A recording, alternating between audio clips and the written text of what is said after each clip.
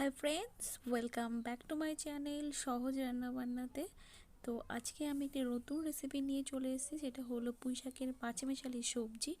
তো রান্নাটা আমি খুব অল্প উপকরণ এবং খুব চটজলদি রান্নাটা করেছি। আমি কি করে রান্নাটা করেছি সেটাই আপনাদেরকে দেখাবো। তো চলুন শুরু করা যাক রান্নাটা। তো রান্নাটা করার জন্য আমি এখানে কিছু সবজি কিনে নিয়েছি। সেখানে আছে কুমড়ো, আলু, বেগুন আর পটল। তো সবজিগুলোকে ভালো করে আমি ধুয়ে কেটে রেখেছি। আর এখানে আমি নিয়ে নিয়েছি কিছু পুঁই শাক, যেটা আমি আগে থেকে কেটে ধুয়ে ভালো করে পরিষ্কার করে নিয়েছি। আর দেখতেই পাচ্ছেন পুঁই শাকটা কতটা সতেজ। তো এগুলো দিয়ে আমি রান্নাটা করব। আর আমি এখানে ফোড়নের জন্য নিয়েছি 5 ফোড়ন, একটা তেজপাতা, শুকনো লঙ্কা আর কিছু চেরা লঙ্কা আর ধনেপাতা। আর এখানে আমি নিয়ে নিয়েছি হলুদ গুঁড়ো, স্বাদ মতো নুন আর ভেজে রাখা জিরে গুঁড়ো, যেটা আমি আগেই ভেজে রেখেছিলাম। তো এবার আমি রান্নাটা করার জন্য অল্প পরিমাণ চিনিও নিয়ে নিয়েছি। তো এবার আমি গ্যাসটা ধরিয়ে দেব। গ্যাসটা দেখতেই পাচ্ছেন আমি অন করে দিলাম। এর মধ্যে আমি একটি কড়াই চাপিয়ে দেব। তো দেখুন কড়াইটা আমি বসিয়ে দিয়েছি, কড়াইটা গরম হয়ে যাবে। দেখুন কড়াইটা আমার গরম হয়ে গেছে। তো আমি এর মধ্যে অল্প পরিমাণ সর্ষের তেল ঢেলে দেব। প্রায় 3 চামচ মতো তেল দেবেন আপনারা। তো তেলটা দিয়ে ভালো করে গরম করে নিতে হবে এবং আমি খুন্তির সাহায্যে চারিদিকে ভালো করে এটা ছড়িয়ে দিচ্ছি কড়াইতে গায়ে। দেখতেই পাচ্ছেন তেলটা বেশ গরম হয়ে উঠেছে। তো এর মধ্যে আমি এখন ফোড়নের জন্য দিয়ে দেব 5 ফোড়ন, একটা লঙ্কা আর একটা তেজপাতা।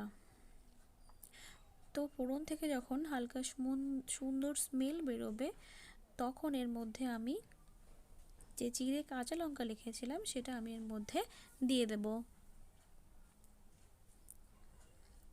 তো দেখুন লঙ্কাটা আমি দিয়ে দিয়েছি, ভালো করে একটু নাড়াচাড়া করে নেব। এরপর আমি এর মধ্যে যে সবজিগুলো কেটে রেখেছিলাম সেইগুলো আমি একে একে এর মধ্যে অ্যাড করে দেব।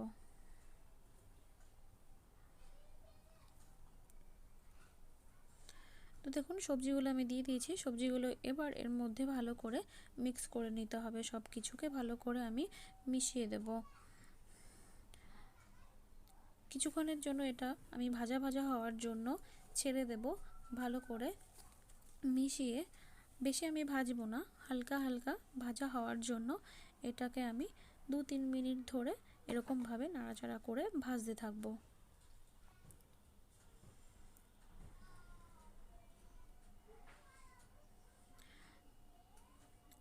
এরপর আমি এর মধ্যে 1 চামচ নুন দিয়ে দেব, যাতে সবজিগুলো খুব তাড়াতাড়ি সেদ্ধ হয়ে যায় এবং তার সাথে সাথে ভাজাও হয়ে যায়। আমি আগেই বলেছি যে বেশি এর মধ্যে ভাজার দরকার নেই।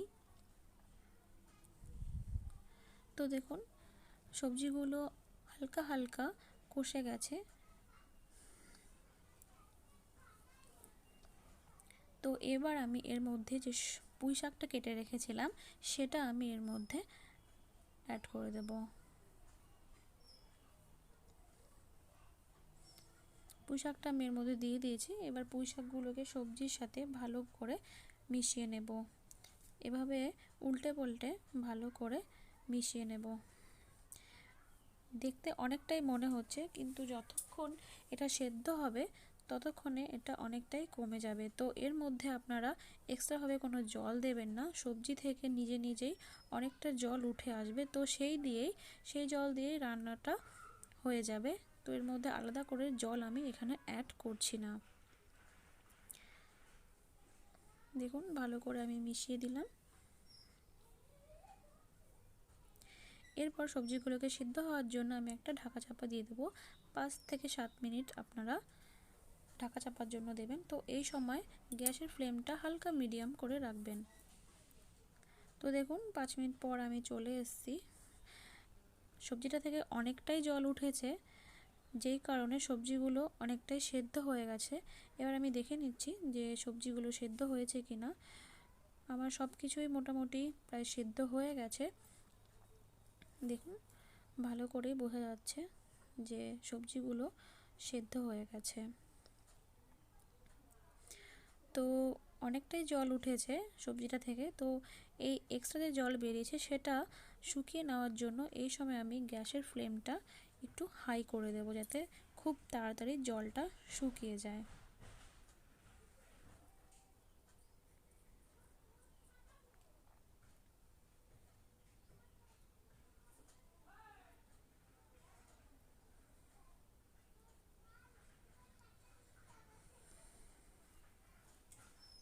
দেখুন আমি গ্যাসের ফ্লেমটা একটু বাড়িয়ে দিলাম যাতে তাড়াতাড়ি জলটা শুকিয়ে যায়।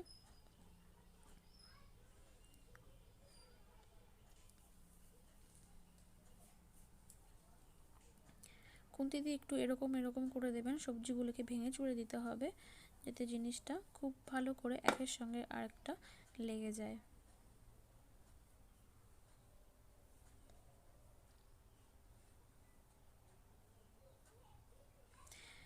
এরপর আমি এর মধ্যে 1 চামচ পরিমাণ মতো হলুদ গুঁড়ো দিয়ে দেব। ভালো করে মিক্স করে নেব সবজিগুলোর সাথে।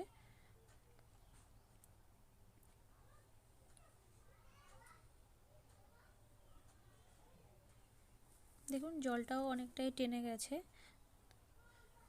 ভালো করে আমি খুন্তি দিয়ে এরকম করে একটুখানি নেড়ে ছেড়ে দিলাম।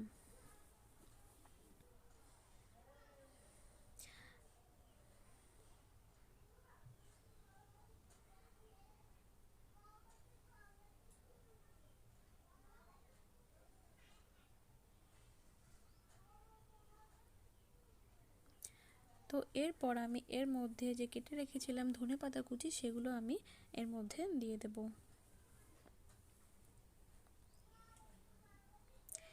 ধনেপাতাটা দিলে অনেকটাই এই সবজির স্বাদটা বেড়ে যাবে, তো আমি এর জন্য এখানে ধনেপাতাটা ইউজ করছি।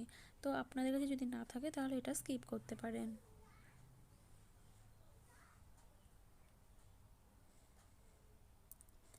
এরপর আমি এর মধ্যে নুন দিয়ে দিলাম একটু, কারণ স্বাদটা অনুযায়ী নুনটা দিতে হবে। নুনটা একটু কম বেশি হতে পারে, তো আপনারা টেস্ট করে নেবেন, লাগলে আপনারা নুন ব্যবহার করবেন। তো দেখুন সবজিটা অনেকটাই গাঢ় গাঢ় হয়ে গেছে। তো একদম লাস্টে আমি এর মধ্যে চিনি আর যে ভাজা মশলাটা দিয়েছিলাম সেটা আমি এর মধ্যে অ্যাড করে দিচ্ছি। এবার সব কিছুকে আমি ভালো করে নেড়ে চেড়ে নেব। জিনিসটা আমার প্রায় হয়েই গেছে, ভালো করে নেড়ে চেড়ে এর মধ্যে মিশিয়ে নিচ্ছি। সবজিটা দেখে মনে হচ্ছে যে খুবই সুস্বাদু হবে খেতে।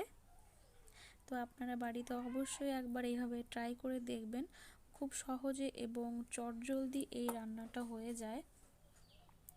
বেশি কিছু মশলারও প্রয়োজন হয় না, তবে স্বাদটা কিন্তু খুবই ভালো হবে।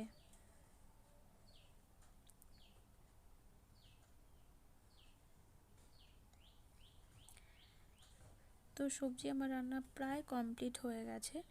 এবার আমি সবজিটাকে নামিয়ে নেব। তো দেখুন সবজিটা আমার হয়ে গেছে, এবার আমি গ্যাসটা অফ করে দিচ্ছি। সবজিটা এবার আমি একটা পাত্রে নামিয়ে নেব। তো দেখুন আমি একটা পাত্রে নামিয়ে নিয়েছি। আমার সবজিটা কত তাড়াতাড়ি আর সহজভাবে হয়ে গেছে। তো আমার এই রান্নাটা একবার অবশ্যই বাড়িতে ট্রাই করবেন। আর রান্নাটা যদি ভালো লেগে থাকে তো আমার এই চ্যানেলটাকে আপনারা সবাই মিলে সাবস্ক্রাইব করবেন, কমেন্ট করবেন, লাইক করবেন এবং শেয়ার করতে ভুলবেন না।